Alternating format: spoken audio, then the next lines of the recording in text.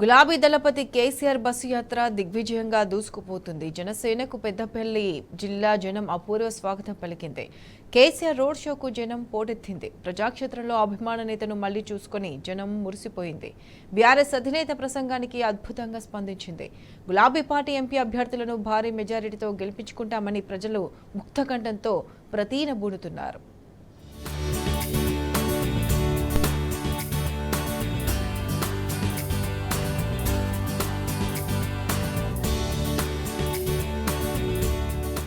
BRS అధినేత KCR bus యాత్రకు కని విని ఎరుగని రీతిలో ప్రజాదరణ లభిస్తున్నది.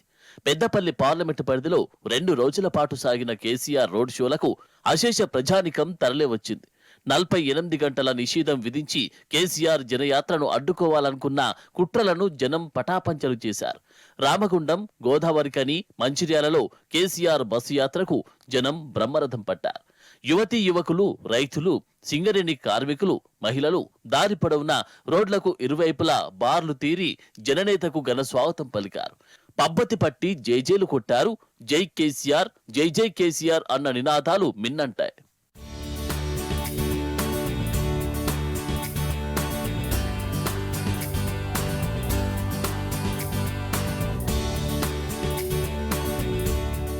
శుక్రవారం గోదావరికని చౌరస్తాలో రోడ్ షో ముగించుకున్న బీఆర్ఎస్ అధినేత కేసీఆర్ రామగుండంలోని సింగరేణి గెస్ట్ హౌస్ లో బస చేశారు.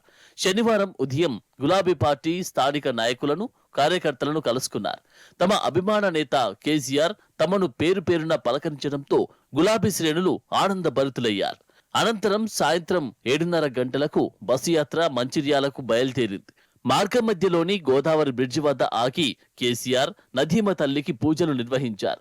ఆ తర్వాత ఇందారం, శ్రీరాంపూర్, నస్పూర్ మీదుగా జగిత్యాల జిల్లా కేంద్రంలోకి కేసీఆర్ బస్సు యాత్ర అడుగుపెట్టింది. కాగా బస్సు ప్రయాణం సాగిన దారి పొడవునా గులాబీ దళపతికి ప్రజలు ఘనస్వాగతం పలికారు. మహిళలు తెలంగాణ అభివృద్ధి ప్రదాతను మంగళహారతులతో ఆహ్వానించారు. రామగుండం, మంచిర్యాల రోడ్ షోలలో కేసీఆర్ ప్రసంగానికి ప్రజల నుంచి అద్భుత స్పందన లభించింది. కేసీఆర్ అడిగిన ప్రశ్నలకు సమాధానాలిస్తూ చప్పట్లు, కేరింతలతో చురుగ్గా స్పందించారు.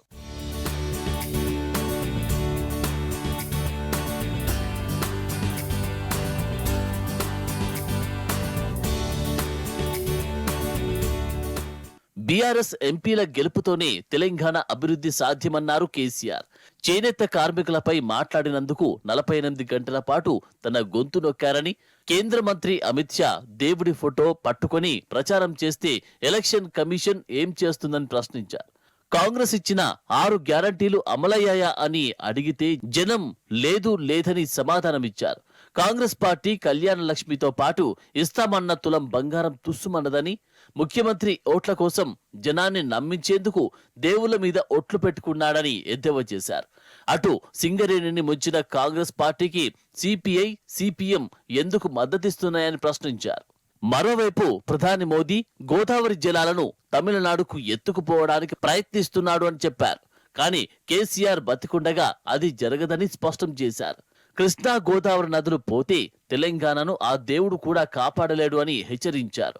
అందుకే కాంగ్రెస్, బీజేపీలిచ్చే అడ్డగోలు హామీలకు ఆగం కావద్దని బీఆర్ఎస్ ఎంపీ అభ్యర్థి కొప్పుల ఈశ్వర్ను భారీ మెజారిటీతో గెలిపించుకోవాలని కేసీఆర్ పిలుపునిచ్చారు. గులాబీ దళపతి కేసీఆర్ బస్సు యాత్ర కాంగ్రెస్ పాలనలో గందరగోళానికి గురైన ప్రజలకు ధైర్యాన్నిచ్చింది. అటు గులాబీ క్యాడర్లో మరింత జోష్ నింపింది. బీఆర్ఎస్ అధినేత రాకతో పార్టీ ఎంపీ అభ్యర్థుల విజయం ఖరారైందని స్థానిక నాయకులు చెబుతున్నారు.